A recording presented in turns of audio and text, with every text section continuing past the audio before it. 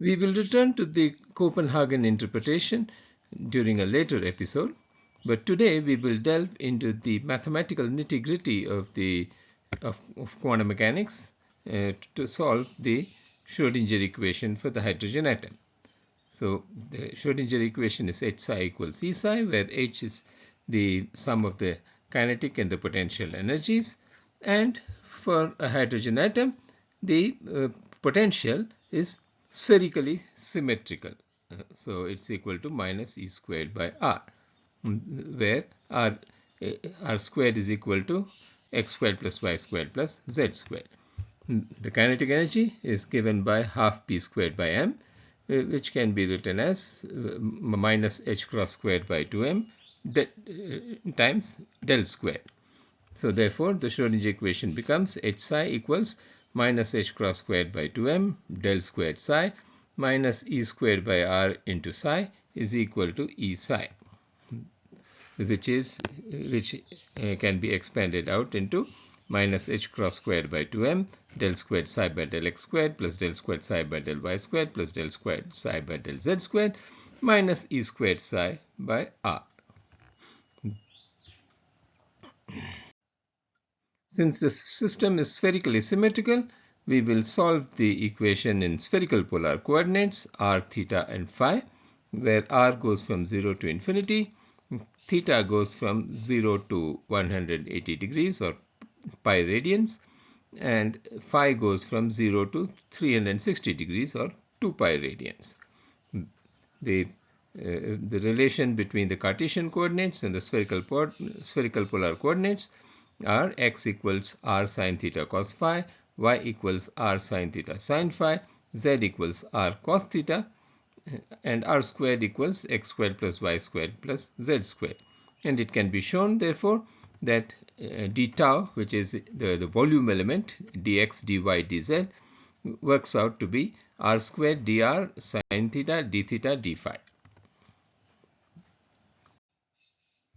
To simplify the equations, we now introduce atomic units, which we will use from here onwards. The atomic unit of length is the Bohr radius, the distance of the first Bohr orbit of the electron from the hydrogen nucleus. So one atomic unit of length is 0.529177 angstroms. The atomic unit of mass is the electron mass. So one atomic unit of mass is 9.109 into 10 to the power minus 31 kilograms. The atomic unit of charge is the electronic charge. So the atomic unit of charge is 1.60217 into 10 to the power minus 19 coulombs. The atomic unit of action is Planck's constant by 2 pi, which is 1.0545 into 10 to the power minus 34 joule seconds. And from these we can work out the atomic unit of time, which works out to be 2.41888 into 10 to the power minus 17 seconds. So the Schrödinger equation, when we introduce atomic units, that is where the electron mass is equal to 1, the electron charge is equal to 1, and h cross is equal to 1, assumes the very simple form. The Hamiltonian assumes a very simple form, h equal to minus half del squared minus 1 upon r. Okay. However, the operator del squared in spherical polar coordinates has a rather complicated form. Del squared equal to 1 upon r squared del r of r squared del r plus 1 upon r squared sine theta del theta of sine theta del theta plus 1 upon r squared sine squared theta del squared by del phi squared. And therefore the Schrödinger equation becomes h psi equals minus half times 1 upon r squared del r of r squared del r plus 1 upon r squared sine theta del theta of sine theta del theta plus 1 upon r squared sine squared theta del squared by del phi squared operating on psi minus psi by r equal to E psi. In order to solve the Schrödinger equation for the hydrogen atom, we first rearrange it into this form, and now we note that the first and the last terms on the right hand side depend only upon r. There is no theta and phi in these two terms. and the second and third terms depend only on theta and phi. There is no r in these terms. So we can write the wave function psi as the product of a radial part which depends only upon r and an angular part which depends only upon theta and phi. Thus, psi of r, theta and phi is equal to r and L of r times y and Lm of theta phi. And each part can then be solved for separately. To solve for the ground state energy of the hydrogen atom, let us try the form psi equals n e to the power minus r, where n is a normalization constant. And we note that this depends only upon r, and the theta and phi derivatives are 0. And therefore, the angular part of the Schrodinger equation goes to 0, and we have to only solve the radial part, which is E psi equals minus 1 upon 2 r squared del del r of r squared del psi by del r minus psi by r. Differentiating psi, we see that del psi by del r is equal to minus n e to the power minus r, which is equal to minus psi.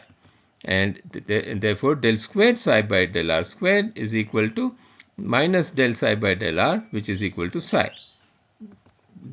Therefore, del del r of r squared del psi by del r, differentiating this by parts, gives equal to r squared del del r of del psi by del r plus del psi by del r times del del r of r squared, which is equal to r squared del squared psi by del r squared plus 2r del psi by del r, which is equal to r squared psi minus 2r psi when we substitute these expressions for del psi by del r and del squared psi by del r squared. Putting this now in the equation for E psi, we get E psi is equal to minus 1 upon 2r squared, r squared psi minus 2r psi minus psi by r, which is equal to minus half psi plus psi by r minus psi by r. The last two terms cancel out, and therefore we get E psi equal to minus half psi, or the energy eigenvalue in atomic units is just equal to minus half. We now generalize this for the ground state of any one electron atom, that is not just hydrogen but also helium plus, lithium double plus, and so forth. So now we try psi equals n e to the power minus alpha r, where alpha is the constant. And therefore the Schrodinger equation becomes E psi equals minus 1 upon 2 r squared del del r of r squared del psi by del r minus z psi by r, since the potential energy is equal to minus z by r in atomic units, where z is the atomic number. Therefore, as before, now we get del psi by del r is equal to minus alpha times psi, and del squared psi by del r squared equals minus alpha del psi by del r, which is equal to minus alpha times minus alpha psi, which is equal to alpha squared psi. And therefore, differentiating by parts, we get del del r of r squared del psi by del r is equal to r squared del del r of del psi by del r plus del psi by del r times del del r of r squared, which is equal to r squared del squared psi by del r squared plus 2r del psi by del r, and substituting the expressions for del psi by del r and del squared psi by del r squared, this becomes r squared alpha squared psi minus 2r alpha psi. And putting this in the expression for E psi, we get E psi equals minus 1 upon 2r squared times r squared alpha squared psi minus 2r alpha psi minus z psi by r, which is equal to minus half alpha squared psi plus alpha times psi by r minus z psi by r. Now we note here that the first term is in the form of a number times psi. So an eigenvalue times psi, whereas the second and third terms have this 1 upon r, and therefore they are not in the eigenvalue form. So in order for E to be an eigenvalue, we need to have the last two terms cancel out. And for the last two terms to cancel out, we need alpha equal to Z. So alpha equal to Z, and therefore the energy eigenvalue is just minus a half Z squared in atomic units. Well, that was the ground state solution, and in general the solutions of the radial part, that is the radial wave functions and energy eigenvalues for 1 electron atoms, are given by these expressions for n equal to 1, 2 and 3 and L equal to 0, 1 and 2, where R and L are the associated Laguerre polynomials, and we have used the substitution R dash equals 2ZR by n, where n is an integer 1, 2, 3 till infinity, positive integer, and L is restricted to 0, 1, 2 till n minus 1. And with these, the energy eigenvalues become En equal to minus Z squared by 2n squared in atomic units. And now for the angular part of the Schrödinger equation, whose solutions are spherical harmonics. The lowest energy eigenfunction is y00 equal to half 1 upon root pi, which corresponds to the s orbital. The next solution is y10 equal to half root 3 by pi times cos theta, which corresponds to the p0 orbital. The next pair of degenerate eigenfunctions are y plus minus 1 equals half square root of 3 by 2 pi times sine theta times e to the power plus minus I phi, which correspond to the p plus and p minus orbitals. Then we have the y20 equals 1/4 square root of 5 by pi times 3 cos squared theta minus 1, which is the d0 orbital.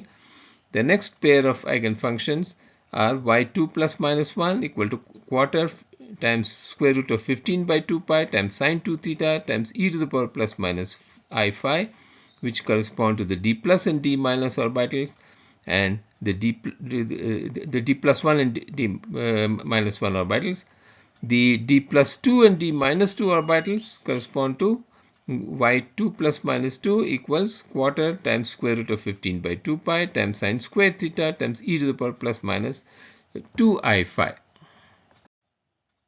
At this point, we take a short detour and introduce the angular momentum.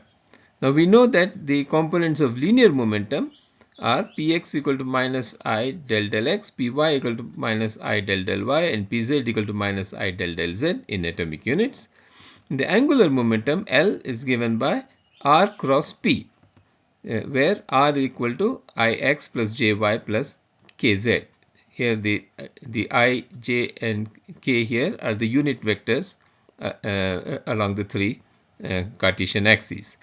Therefore, Lx is equal to ypz minus zpy, which is equal to minus I times y del del z minus z del del y.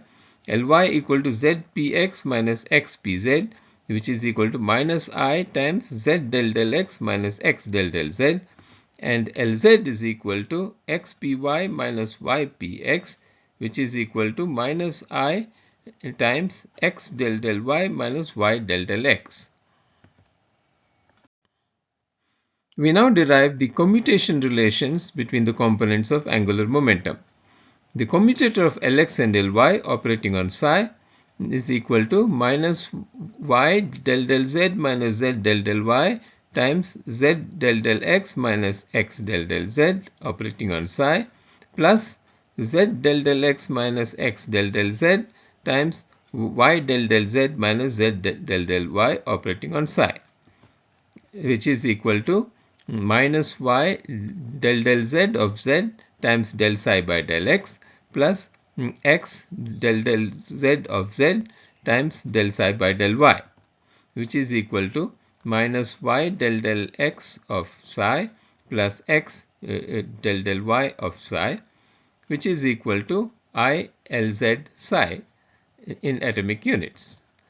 And therefore, we get the commutator of Lx and Ly is equal to I Lz. Likewise, the commutator of Ly and Lz is equal to I Lx, and the commutator of Lz and Lx equal to I Ly. Note the cyclic relations between these: x, y, z, y, z, x, z, x, y.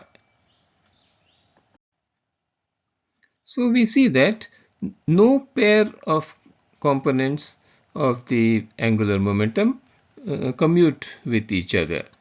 We can also show that the commutator of Lx and L squared equals 0, the commutator of Ly and L squared equals 0, and the commutator of Lz and L squared is equal to 0, where L squared is the square of the total angular momentum, which is equal to Lx squared plus Ly squared plus Lz squared. Thus, any one and only one component, that is Lx, Ly or Lz, and the total angular momentum L squared can be simultaneously determined. We now return to the hydrogen atom. Recall that x equals r sin theta cos phi, y equals r sin theta sin phi, z equals r cos theta. Lz equals Iy del del x minus Ix del del y, which by substituting these becomes Ir sin theta sin phi del del x minus Ir sin theta cos phi del del y. And now taking the partial derivatives of x, y and z with respect to phi, we see that this is equal to minus I del x by del phi times del del x minus I del y by del phi del del y minus I del z by del phi del del z, and therefore Lz is equal to minus I del phi. Note that the spherical harmonics Ylm of theta and phi have the phi dependence e to the power im phi. Therefore, Lz operating on Ylm of theta phi, with Lz being equal to minus I del phi, we get Lz operating on Ylm of theta and phi is equal to m times Ylm of theta phi. Thus, the magnetic quantum number m is the eigenvalue of Lz, the z component of the angular momentum. We can take linear combinations of the p plus 1 and p minus 1 to obtain real atomic orbitals for hydrogen. So the ground state wave function psi 1s is equal to, combining the radial and angular parts, 1 upon root pi times e to the power minus r, which is equal to r10 times y00. Psi 2s is equal to 1 upon root of 32 pi times 2 minus r times e to the power minus 2r, which is equal to r20 times y00. 2pz is obtained by taking the product of r21 times y10, which is equal to 1 upon 32 pi times r e to the power minus r by 2 cos theta. 2px is equal to 1 upon root of 32 pi times r e to the power minus r by 2 sin theta cos phi, which is 1 upon root 2 times r21 times y11 plus y1 minus 1, and psi 2py is equal to 1 upon 32 pi times r e to the power minus r by 2 sin theta sin phi, which is equal to minus I times 1 upon root 2 times r21 times y11 minus y1 minus 1. Now, chemists always use the real atomic orbitals px, py and pz and in almost all applications. Why can we get away with this? Note that the energy of a one electron atom depends only on the principal quantum number m. The expression for the energy eigenvalue is E equal to minus z squared by 2n squared. The other quantum numbers L and m do not appear in the expression for the energy. Therefore, the eigenfunctions corresponding to different eigenvalues of L and m for the same eigenvalue n are degenerate. Note also from the theorems of linear algebra that we derived that linear combinations of degenerate eigenfunctions of an operator are themselves eigenfunctions with the same eigenvalue. Therefore, the eigenfunctions of corresponding to different values of L and M corresponding to the same eigenvalue N being degenerate eigenfunctions of the energy, their linear combinations will also be eigenfunctions of the energy corresponding to the same eigenvalue, that is E equals minus z squared by 2n squared. So linear combinations of the p plus and p minus, that is p plus 1 and p minus 1 orbitals, so the linear combinations, that is the 2px and the 2py orbitals, will also be energy eigenfunctions with the same energy eigenvalue E equals minus z squared by 2n squared. At this point, let us clarify what is an orbital. An orbital is a solution of a differential equation of motion, that is the Schrödinger equation, for a one electron atom. Okay, it represents a wave function psi for one electron. Its sign at any point x, y, and z represents the sign of the wave function at that point, that is the psi of x, y, z. And its square modulus at any point, that is psi of x, y, z modulus squared, is the probability of finding the electron at that point. That is, the probability p of x, y, z is equal to psi of x, y, z modulus squared. And this is all for a one electron atom. Okay. The energy of a one electron atom, as we saw, depends only upon the principal quantum number m. E is equal to minus z squared by 2n squared in atomic units. S, p, and d orbitals are solutions of the Schrödinger equation only for one electron atoms. That is, only for systems with a central potential V equals minus z by r. Okay, they are not solutions of the Schrödinger equation for many electron atoms, or for molecules, or for crystals, or other materials. Okay. Recall that the energy depends only upon n, E equals minus z squared by 2n squared. Thus, 2s, 2p0, and 2p plus minus 1 are degenerate in energy. Recall also that linear combinations of degenerate eigenfunctions of an operator are themselves eigenfunctions with the same eigenvalue.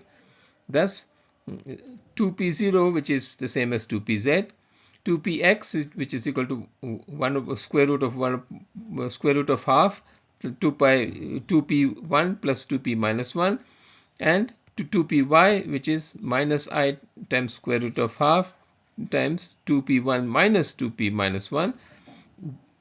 These 2p0, 2px, and 2py all have the same energy. 1s, 2s, 2p0, which is 2pz, 2p plus minus 1, 3s, 3p0, which is 3pz, 3p plus minus 1, 3d0, which is 3dz squared. They are all eigenfunctions of Lz, but 2px, 2py, 3dxy are not, okay, because they are eigenfunctions corresponding to different eigenvalues of the z component of the angular momentum. Okay. All, however, are eigenfunctions of the energy.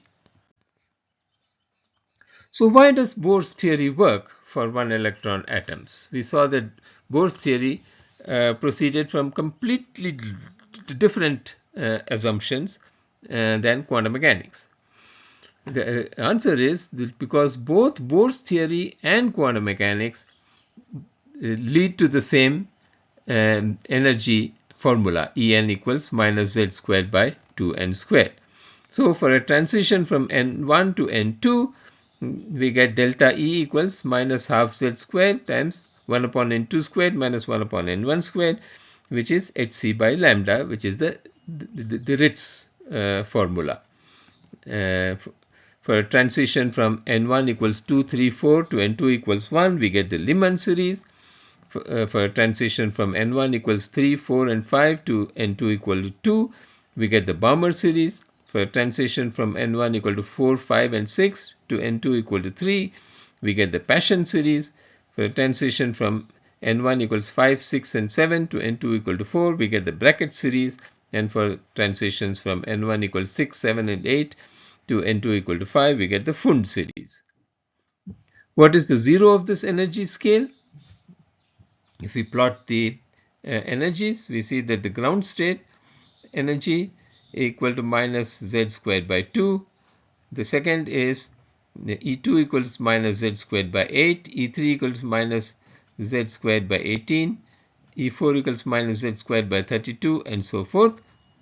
And E infinity is equal to 0, right? Because if you put n equal to infinity, the denominator goes to infinity, and therefore the energy goes to 0. Therefore, the ionization limit corresponds to the 0 of the energy scale. Ionization limit means the free particle or the continuum. So all of these energies are with respect to the energy of the free particle. Okay. So now coming to the probabilities and the wave functions. Psi 1s is equal to pi to the power minus half e to the power minus z by r. And if we plot 4 pi r squared psi 1s squared, which is equal to 4 r squared e to the power minus 2zr dr, this is the probability of finding the electron in a spherical shell of radius r and thickness dr around the nucleus. We see that we get the orange curve here. Psi squared itself follows the blue curve. 4 pi r squared, the volume element, follows the green curve, and the product of the two follows this orange curve. The maximum of this orange curve, that is the maximum of the probability, the maximum probability of finding the electron, if we calculate that, that is equal to A0 by Z. Okay, that means for a hydrogen atom, the maximum probability of finding the electron is exactly at the Bohr radius. So this is another success of Bohr's theory, that it predicted that the maximum probability of finding the electron is at the Bohr radius. Okay, the maximum probability of finding the electron in the hydrogen atom is at the Bohr radius A0 from the nucleus. For the other orbitals, we have, so for 1s we had this. For 2s, the radial probability distribution is given by this red curve. For 3s, the radial probability distribution is given by this curve. So we see that for each successive principal quantum number, you have one more maximum, and with a node between them. Okay, so the number of radial nodes for 2s is 1. For 3s, there are 2 radial nodes. Okay, so now we ask the question, what about for many electron atoms? Well, Bohr's theory or any modification of Bohr's theory will not work for many electron atoms. Okay. For the helium atom, we have the Hamiltonian H is equal to minus half del 1 squared minus half del 2 squared minus 2 by R1 minus 2 by R2 plus 1 upon R12, where R1 and R2 are the coordinates of the two electrons. Okay. The first term is the kinetic energy of electron 1. The second term is the kinetic energy of electron 2. The third term is the potential energy of attraction of electron 1 to the nucleus. And the fourth term is the potential energy of attraction of electron 2 to the nucleus. And the last term is the potential energy of repulsion between the electrons. R12 is the distance between electron 1 and electron 2. The 1s, 2s, 2p, etc. orbitals are not eigenfunctions of this Hamiltonian, as you can easily verify. Okay, so therefore, it is proper to use the 1s, 2s, 2p electrons for the hydrogen atom and for 1 electron atoms, but for many electron atoms, they are not solutions of the Schrödinger equation. Okay. In fact, exact solutions of the Schrödinger equation for many electron atoms are not possible, but we can find approximate solutions. In general, for a many electron atom, the Hamiltonian becomes H is equal to minus half sigma I del I squared minus sigma I Z by Ri plus sigma I less than J 1 upon Rij, where the first term is the kinetic energy of electrons, the second term is the potential energy of attraction of the electrons to the nucleus, and the last term is the potential energy of repulsion between the electrons. The sum in the first two terms is over all electrons, and the sum in the last term is over all pairs of electrons. This was summarized in 1929 in Paul Adrien Maurice Dirac's paper and in his classic textbook, where he stated that the underlying physical laws necessary for the mathematical theory of a large part of physics and the whole of chemistry are thus completely known, and the difficulty is only that the exact application of these laws leads to equations much too complicated to be soluble. It therefore becomes desirable that approximate practical methods of applying quantum mechanics should be developed, which can lead to an explanation of the main features of complex atomic systems without too much computation. So, before we close, let us figure out how it is that chemists who are dealing with many electron atoms, molecules, crystals, and so forth, how is it that chemists use orbitals? Recall that the s, p, d, etc. orbitals are solutions of the Schrödinger equation only for 1 electron atoms, that is, for systems with a central potential V equals minus Z by R. And most atoms and all molecules do not have a central potential. S, P, D, etc. orbitals are not eigenfunctions of the many electron Hamiltonian, that is, of the Hamiltonian for many electron atoms and molecules. So how can chemists continue to use s, p, and d orbitals for many electron atoms and molecules? Are they doing something wrong? Well, recall the theorem of linear algebra, which states that the eigenfunctions of a Hermitian operator form a complete set of functions which can be used to expand any other function. I pointed out that this is one of the most important theorems for quantum chemistry. Note also that the Hamiltonian for the hydrogen atom is a Hermitian operator, and its eigenfunctions are the 1s, 2p, 3d, etc. orbitals. Okay. And likewise, the Hamiltonian for the free particle is also a Hermitian operator, whose eigenfunctions are plane waves. Therefore, these functions, that is the 1s, 2p, 3d orbitals or the plane waves, can be used as basis sets to expand any other function. Therefore, that means the wave function for a molecule or a crystal can be expanded as a linear combination of these orbitals, or as a linear combination of plane waves. Okay. So in a plane wave basis set, so note that the free particle eigenfunctions are plane waves, that is psi equals a e to the power I k dot r. So if we take linear combinations of these plane waves for different values of k, that forms a basis set in terms of which we can expand the wave function of a crystal. Such basis functions are not localized on atoms. Okay. They are most commonly used to expand the wave functions of periodic and extended systems such as crystals.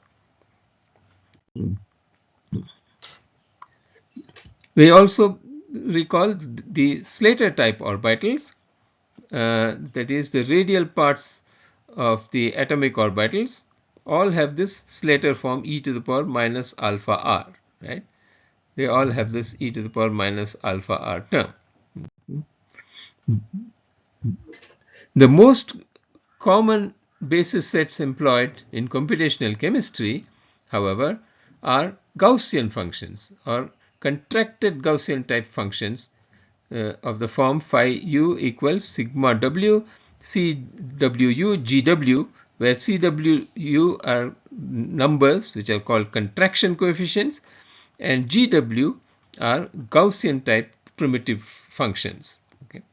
The primitive Gaussian function has the form g equals n x to the power m y to the power n z to the power o e to the power minus alpha r squared, where n is a normalization constant, m and o are integers, and x, y, and z are the Cartesian coordinates of the electron, and alpha is the orbital exponent.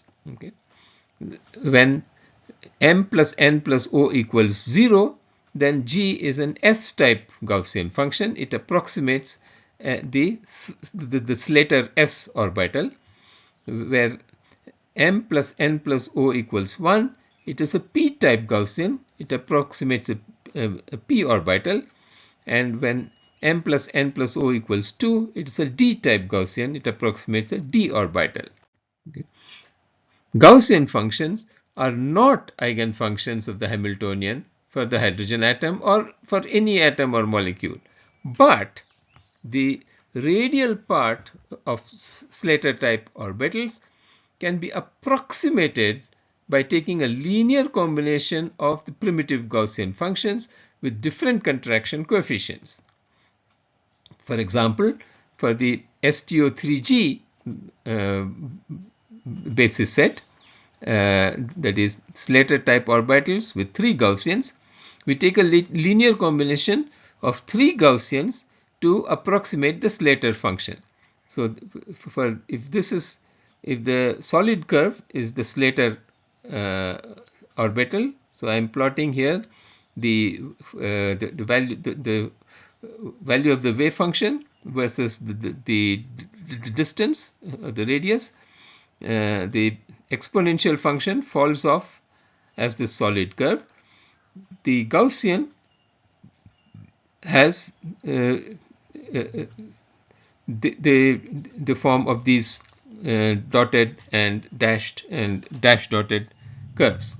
Note that the Slater function, or the S orbital, has a cusp at the nucleus. That is, its slope at the nucleus is non-zero.